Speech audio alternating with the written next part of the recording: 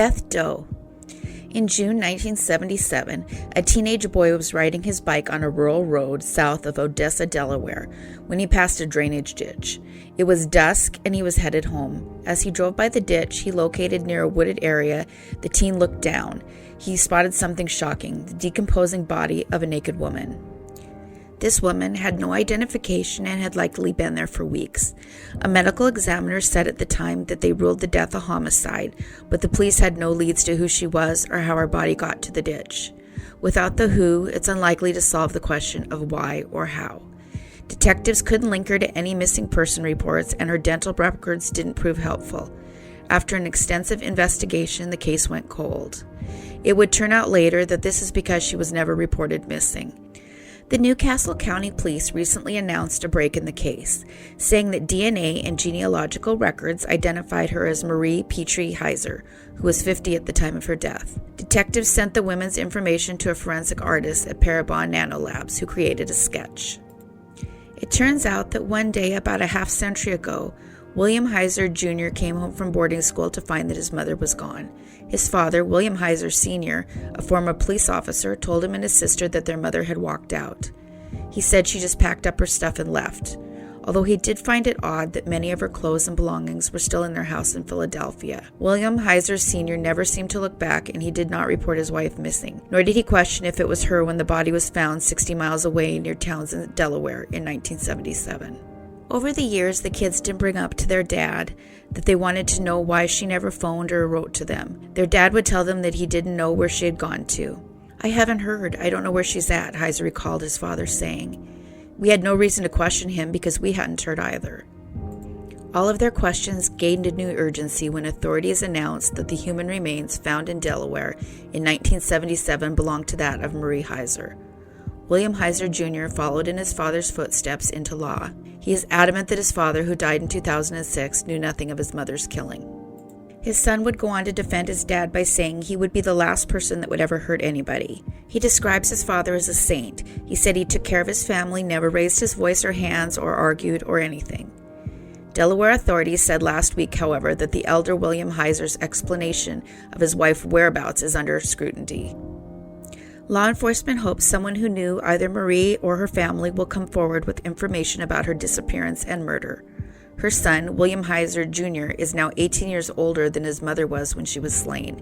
He has fond memories of his mother, who took him to the Jersey Shore for strolls on a boardwalk. She was a good person, he said.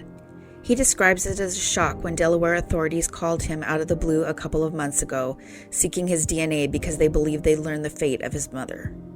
A few weeks later, he got the news that his DNA matched that of the remains found so long ago. You're thinking, well, as horrible as this story is, there's some closure, he said. But there's a disturbing question that remains. Before we wondered where our mother was, he said. Now we're wondering what happened to our mother. William Heiser Sr. passed away due to cancer, so he can't be questioned about his wife's disappearance. Anyone who has any information at all about this case should please call the number on the screen. Rainbow Falls Jane Doe.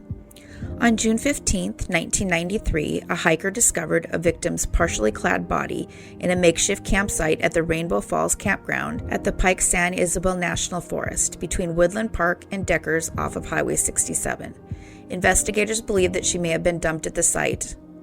She had injuries to her head and was half naked, wearing only a Harley-Davidson t-shirt and some jewelry. She had no belongings and no identification. She was found within days of a nearby convention at the Vietnam Vets Motorcycle Club that met June 12th to 13th at the Horse Creek Campground, south of Deckers. Investigators were not able to determine if the victim had any association at all to that group. At the time, the initial investigation in 1993, investigators believed that the victim was between 15 and 19.